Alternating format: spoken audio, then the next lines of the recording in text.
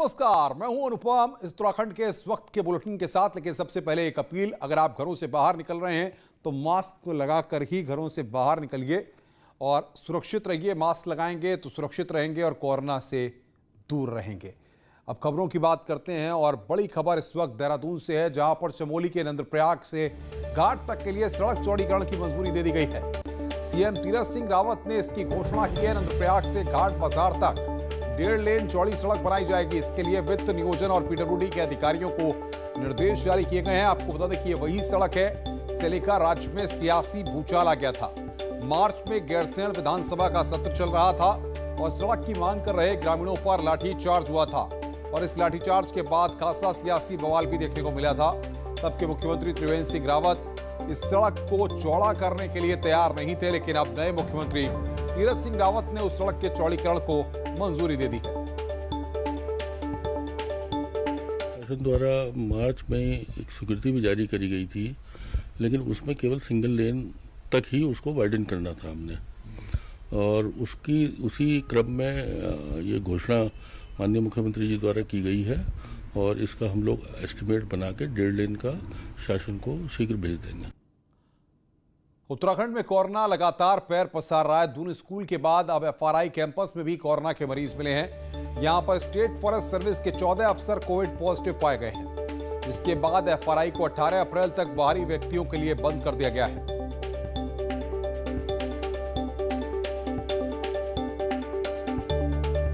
Cases के बारे में आपको बताना चाहूँगी कि हमारे कैंपस में कैसफोर्स इंस्टीट्यूट है, वहाँ पे 14 ओटीज जो है पॉजिटिव पाए गए हैं। और इसी को ध्यान में रखते हुए हमने परिसर की सुरक्षा के लिए एक तो विजिटर्स का और मॉर्निंग वॉक और इवनिंग वॉक वालों के लिए अभी रेस्ट्रिक्शन कर दिया है फॉर द नेक्स्ट 10 डेज, यानी 18 अप्रैल तक।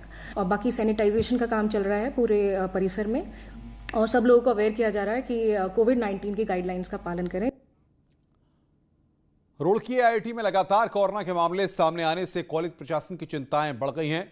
अब तक कुल 89 छात्र कोरोना संक्रमित पाए जा चुके हैं।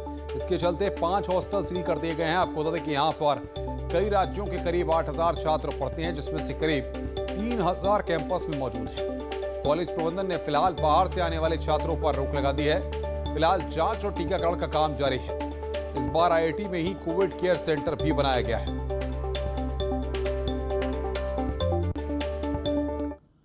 और आइए अब आज का कोरोना अपडेट आपको बताते हैं। तो पिछले 24 घंटे में कोरोना के 787 नए कोविड केस सामने आए हैं, जबकि 3 लोगों की इस दौरान मौत हो गई है। सबसे ज्यादा हरिद्वार में 277 नए केस सामने आए हैं और देहरादून में 239 नए केस सामने आए हैं। वहीं नैनीताल में 132, टिहरी में 39, यूएस नगर में 34, अल्मोड़ा में 16, रुद्रप्रयाग में 12 और चमोली में 10 नए कोविड केस सामने आए हैं। इसके बाद अब एक्टिव केस की संख्या 5000 के पार पहुंच गई है।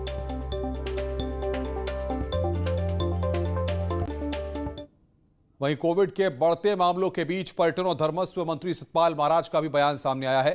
सतपाल महाराज ने कहा है कि बिना कोविड नेगेटिव रिपोर्ट के चारधाम यात्रा में एंट्री नहीं मिलेगी। चारधाम यात्रा मई में शुरू होने वाली है। केंद्र की ओएसपी है और हमारे मुख्यमंत्री जी का जो दिशा निर्देश होगा उसका हम पालन करेंगे। और पिछली बार जो है विधिवत पट खोले गए थे, इस बार भी विधिवत पट खोले जाएंगे। और जो हमारे टाउन्स की, शहरों की जो कैरिंग कैपेसिटी है उसके मुताबिक ही लोग जा पाएंगे। उसके अंदर निश्चित रूप में जो हमारे पास जिनको वैक्सीन का सर्टिफिकेट मिला हुआ है और जिनके पास नेगेटिव रिपोर्ट है, ऐसे लोग ही जा पाएंगे।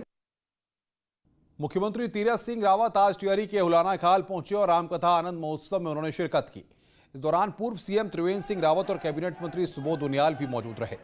इस दौरान सीएम ने कहा कि प्रदेश में कोरोना के बढ़ते मामलों को लेकर सरकार भी चिंतित है और हम कोशिश करेंगे कि हम लॉकडाउन न करें। हमारा है कि हम प्रदेश को लॉकडाउन न होने दें, ये हमारा प्रयास है।